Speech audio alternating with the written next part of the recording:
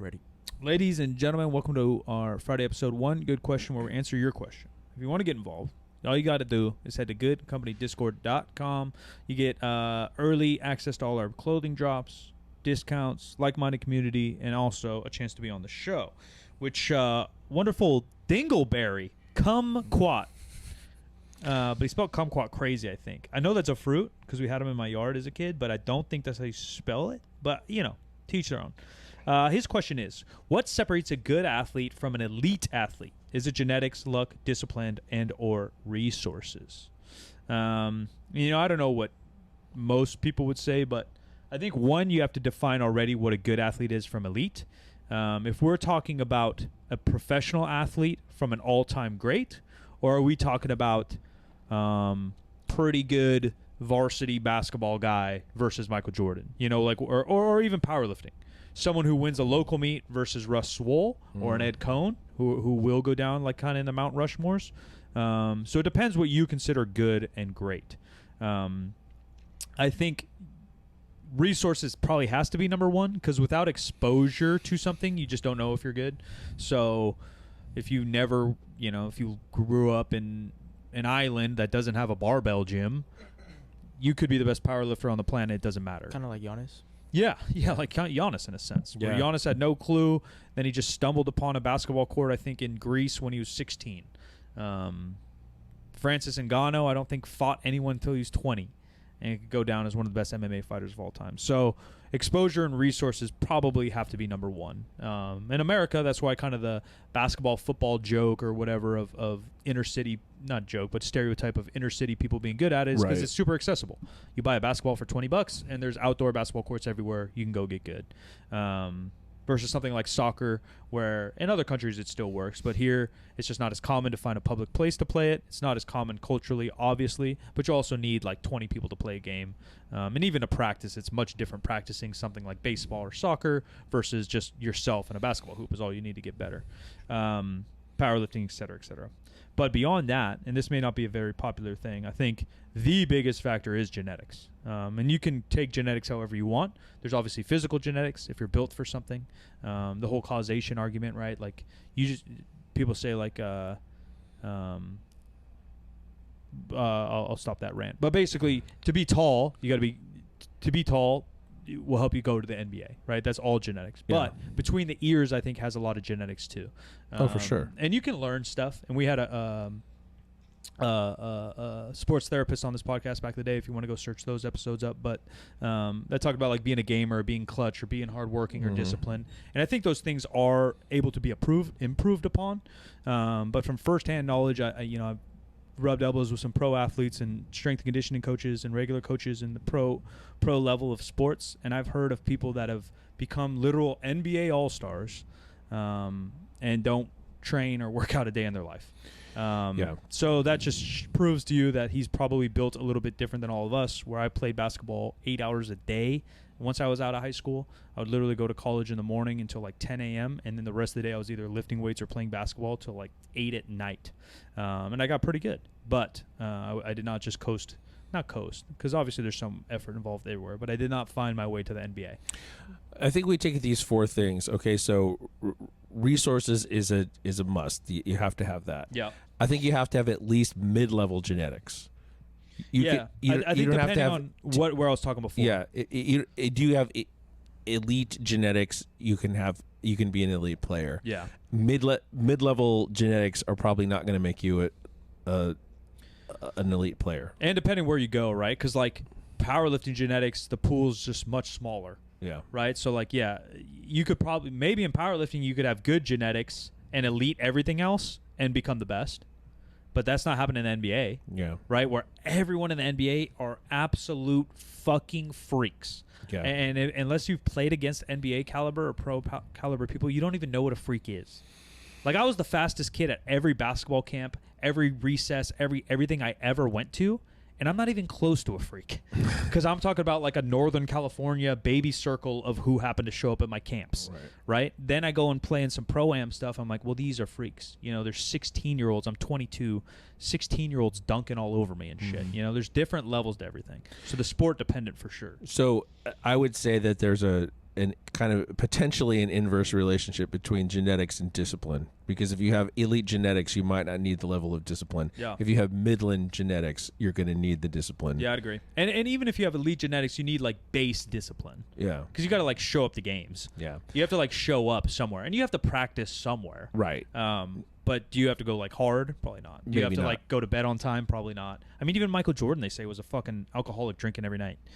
Yeah. Bones Jones, who's world regarded as the best MMA fighter of all time right now. I think he even said it in an interview that a week before his fights, I mentioned this in another podcast, but I misquoted who it was. It's Bones Jones. A week before every fight, he goes and gets like hammered drunk at a club to almost give himself a mental out in case the week doesn't go good. Yeah. That's just part of his routine. But still, the point is, if you're dialed in on everything, you're eating chicken and rice and going to bed the week before. Yeah. You're not going to a club. I think looking at luck, Yeah. I think that you don't necessarily have to have good luck, but it's difficult to overcome bad luck, particularly a streak of it. I'd agree. And I think that ties into resources in some sense. Yeah. Like there's probably still to this day the best basketball player that's not discovered because his high school coach cut him for some reason, or he didn't have grades, or like there's many little pieces of the resource luck conundrum that can go hand in hand. Maybe you're in the foster system and you literally couldn't get a basketball, Right. Or your parents just hated. Maybe you're the best basketball player that never was found, and your parents despise basketball for some reason and won't let you play. You know, but that's all part of kind of the luck resource. Mm-hmm. And that's, I mean, I would imagine that there's a good chance that talent may fall off in the NFL because of parents keeping their kids Sure. out of football due to the concussions. For sure in the thing. next, maybe now, but for sure in the next 20, 30 years. Yeah. Probably. Yeah, and maybe soccer as well. Yeah. Yeah. You know. A lot of sports. Or MMA. MMA Why isn't for MMA sure, as big as yes. it could be? Because, yeah, I don't want my 12-year-old fucking getting choked out every weekend. Like, I Yeah. get it. I mean, I do. I wouldn't care because I think the coaching and stuff is very safe and practical. But I understand the argument Yeah. of all that. Yeah, I agree. Luck plays a role, I think, in everything in life. Resources play a role. But I think discipline, yeah, you might be able to argue genetics or nature versus nurture, or nature and nurture, being raised too, like it's just how hardworking you are. But it is hard to say. The whole hard work beats talent when talent isn't working hard is actual dog shit. If you're depending on the scale we're going on, you know, 10 out of 10 genetics is going to beat your 1 out of 10 genetics with 10 out of 10 work ethic. It's just, I've seen it in my own eyes. There's probably basketball kids that work harder than me, and I beat the fuck out of them just because I was genetically gifted. I was gonna say Dennis Rodman. If Yeah. you look at Dennis Rodman, bro was out clubbing or he was going out before games. I am the opposite of that. He Yeah. didn't play basketball till junior college. Yeah, he didn't play. He was 5'10" until he was 20 years old. Oh my lord. His story's crazy. We should do that documentary sometime. I think it's a good is it a 30 for 30 or a 60? I don't know. I get them all confused, but I think he was a janitor at the junior college or something. Oh wow. We should get Dino in to do that Yeah, one. the Dennis Rodman one's so good. But yeah, it's similar. He lived his whole life a little distraught after he got popular as well. But I don't think he got drafted until he was 26. No, which is crazy because most people are getting, the best players are getting drafted 19, 20. No, there's tons of examples like that, and I think powerlifting, despite people wanting to argue all this stuff, consistency is very, very important. And you can argue that's discipline, but you're training 4 hours a week. Like, it's not crazy. Right. And you can eat pretty good and be very good at powerlifting. Mhm. I think it's a very genetic-driven sport. Same with bodybuilding. But people get mad when you say that because they think about powerlifting as hard work. And it is. It's difficult. Your back hurts and you still got to deadlift and whatever. But, there's literal folks that train their entire life and barely scrape by a 500-pound deadlift. And there's people that deadlift, even me, even though I'm not on the top end, but I pulled 500 in my first 4 years of deadlifting, 3 years of deadlifting. That's kind of rare, and some people are pulling 400. I think Ed Cohn even said he pulled 400 his second time ever deadlifting or some shit. Something like that. Yeah. Sometimes you're just built a little bit different, and you can't. There's nothing we can do to change that. So, I think the bigger take-home lesson, if we're going to wrap this up into a beautiful Disney sitcom, the real moral of the story is if you overthink all those things, you're probably already losing. If you want to make an excuse for your discipline or that guy's success or why you're not where you are, you've already lost. And the other thing, because of the resource and luck, you don't know any of it until you've put in the work. Even the guy who is the greatest that never trained, he found at some point the sport, and he showed up and played the sport enough to get to the elite level. So you're just spinning your wheels and wasting your time if this is what you're debating in your head rather than just showing up and actually doing it, because the exposure is number one. You just have to do it. You have to do whatever you want to be good at it, whether you're minimal genetics or not. And the other thing with lifting is genetics are slightly different, where sometimes it takes a long time for them to like express themselves.